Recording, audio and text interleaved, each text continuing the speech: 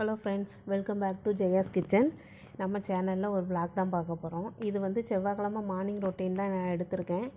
காலையிலே வந்து ஒரு 6 மணிக்கு எந்திரிச்சிட்டேன். எந்திரிச்சதுக்கப்புறமா வெளியே வாசல் பெருக்கி விட்டுட்டு தண்ணி தெளித்து குட்டி கோலம் போடுறதுக்கு வந்துட்டேன். வெளியே வர்றதுக்கு முன்னாடியே நான் வந்து அரிசி ஊற வச்சுட்டு வந்தேன். அதுக்கப்புறமா சாம்பார் தான் இன்றைக்கி செவ்வாய்க்கிழமை, பருப்பு ஊற வச்சுட்டு வந்திருக்கேன். இந்த வேலையெல்லாம் வந்து செஞ்சு வச்சுட்டு வந்தோன்னா கொஞ்சம் அந்த பெருக்கி தெளிக்கி கோலம் போடுறதுக்குள்ளே இது ரெண்டுமே ஊறிடும். நம்மளுக்கும் சீக்கிரம் வந்து வேலை முடிஞ்சிடும்.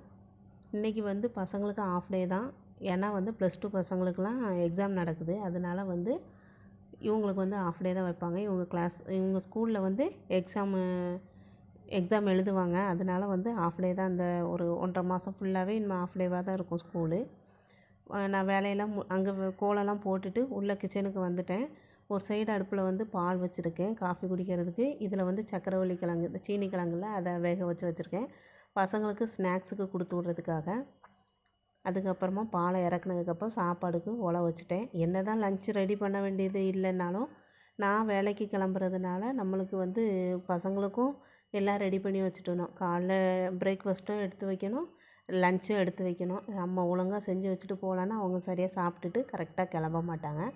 அதனால் வந்து நம்ம எல்லாம் பக்காவாக வச்சுட்டு போயிட்டோம் அப்படின்னா அவங்க பாட்டுக்கு சாப்பிட்டு கிளம்புவாங்க.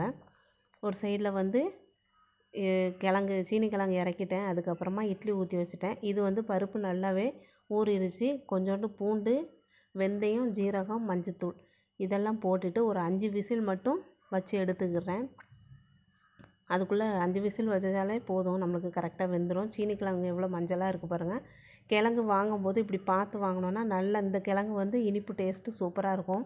எங்கள் ஊர் சைட்லலாம் வந்து உடங்குடி அந்த சைட்லலாம் வந்து ஃபுல்லாகவே இந்த மஞ்சள் கிழங்கு தான் கிடைக்கும். இங்கே தான் வந்து சென்னையில் வெள்ளையாக இருக்குது பாருங்கள், அந்த கிழங்கு கிடைக்கிது. அது வந்து அந்தளவுக்கு இனிப்பு இருக்க மாட்டேங்குது.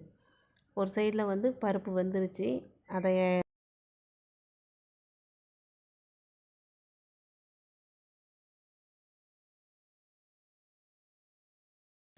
கத்தரிக்காய், முருங்கைக்காய், கேரட்டு எல்லாமே போட்டு வேக வச்சுக்கிறேன்.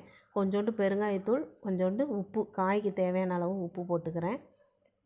ஒரே ஒரு விசில் மட்டும் விட்டேன்னா போதும். சாப்பாடு இந்த சைடில் வெந்துருச்சு.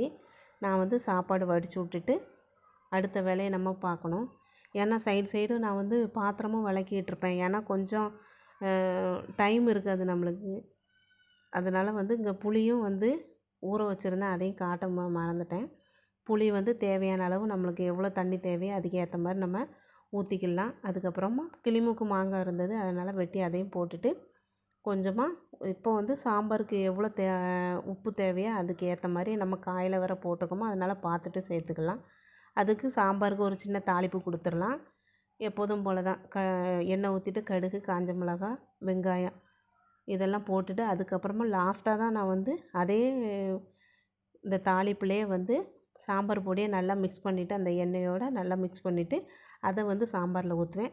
கடைசியாக வந்து கொஞ்சோண்டு தேங்காய் பூவும் கொத்தமல்லியும் சேர்த்து நல்லா மிக்ஸ் பண்ணி விட்ருவேன். அதுக்கப்புறம் அதே பொரிக்கஞ்சட்டியை கழுவிட்டு பீன்ஸ் பொரியல் தான் செய்ய போகிறோம். ஏன்னா நம்ம பாத்திரம் வந்து கொஞ்சம் கம்மியாகவே யூஸ் பண்ணிக்கணும். இல்லைன்னா பாத்திரம் இருக்குங்கிறதுனால ஒன்றுத்துக்கும் ஒன்றா எடுத்துகிட்டு இருந்தோன்னா நம்மளுக்கு கஷ்டமாயிரும்.